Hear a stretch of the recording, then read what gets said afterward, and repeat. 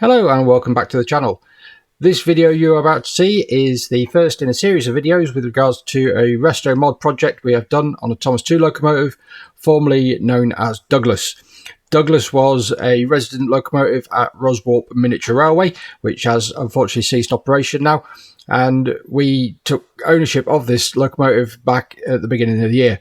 Now, at time of doing this voiceover in this short video here, this locomotive is advertised for sale on the Steam Workshop website.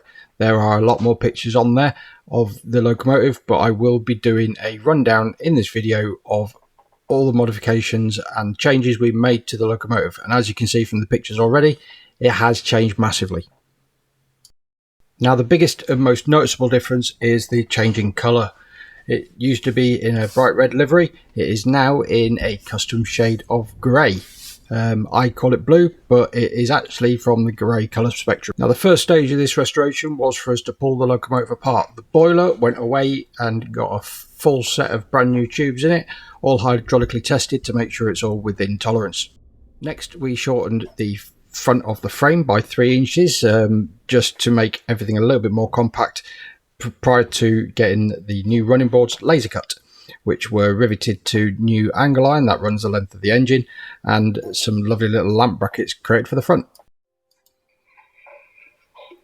And now on top of the steam chest, this is where the steam used to come in, and also the pressure gauge was mounted and the lubricator. They have since been relocated. The whole slots and hole here are so you can still access the lubrication for the valve rod, and the new lubricator pots are both mounted on the same side of the locomotive, all driven from the same point. Made this nice little linkage to join the two together so they both act at the same time. They have got brand new non-return valves underneath here. Got a little bit of a leak of oil, which I will be addressing. It just needs the unions nipping up a little bit. There's a new pass-through union on the running board, so the injector feed pipe passes through a overflow to bring that water overflow outboard. Down here, a new brake rod was made because the old one was janky. The non-return valve underneath was stuck with a rubber ball, so that's been replaced.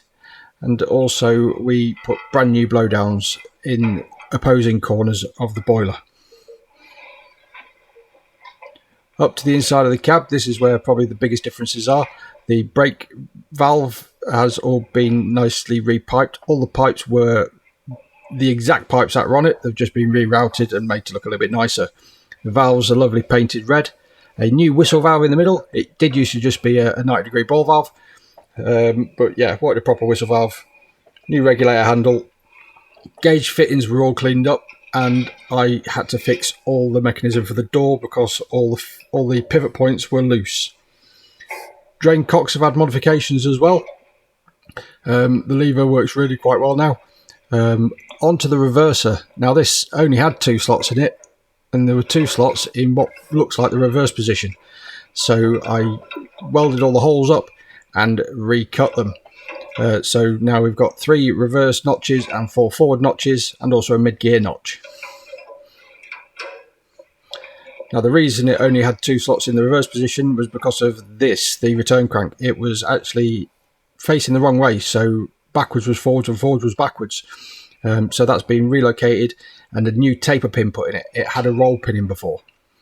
All the bushes on the bottom end have been replaced. That's all in a video. Because everything was a little bit wonky and loose and a little bit worn. What else have we got? Yep, the clack on the side there, that's part of another video. In fact, I think that's a 2-part video, the clacks. Again, going through the top of the cylinder. All the pipework's been cleaned up and straightened and rerouted. Safety valves have been reset with a locking grub screw. Had no lock on before, and a small boss underneath the dome locking nut. This was a big job. The steam pipes, which they used to go into the top of the steam chests, they now go down beneath the frames and into the side of the steam chests. That is also a video in its own right.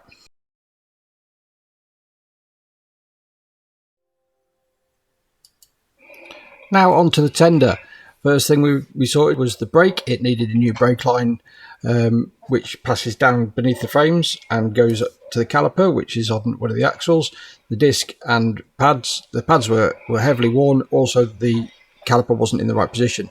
These water feed pipes here needed replacing as they were snapped off before, so brand new pipes, brand new valves, and rerouting the pipework to come through the frames and into the rubber flexible hose to connect to the locomotive. Same on the other side.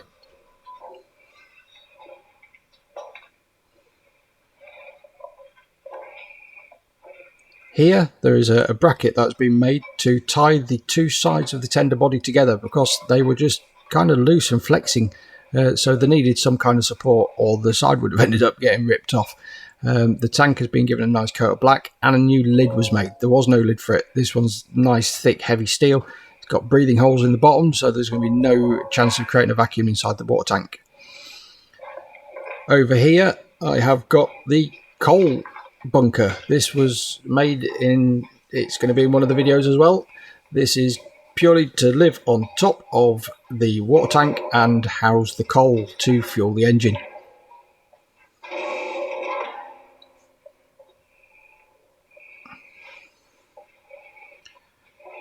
The seat, the seat that you actually see here is the back. It was a two-piece seat. We've gone to a one-piece seat now. I had to build a frame underneath because it was basically just resting on 2 blocks of wood, not fastened down at all. So it's now nice and stable. Good seating position. The checker plate here, it is recycled from another locomotive, and this big plate at the back is actually stop your heels going into the wheels, which wasn't there before, and a new drawbar and pin. The old one had to be cut off as it was rusted solid. The previous location was just under here. There was no secondary reinforcement, so the pin only dropped through the top plate. This has now got a bottom plate to capture the pin, so it improves the shear force of the pin. New bolts fitted to the foot plate to hold it in place. One thing we did notice with the framework here is the original holes in the frame for the boiler washout plugs was supposed to be higher, so they've cut down. And what they inevitably did was take all the strength out of the frame. So I've had to weld in basically a one inch wide by nearly half an inch thick piece of steel to reinforce the frame across the bottom there, as there was very little steel holding it together. See it again on the other side. So you can see the weld line, so you can see exactly where it's been in, and you can see where the hole height should have been for the boiler. And that's the end of this video. Thank you very much for watching. Please like, comment and subscribe, and check out all my other videos, and keep your eyes peeled for future videos on this same project.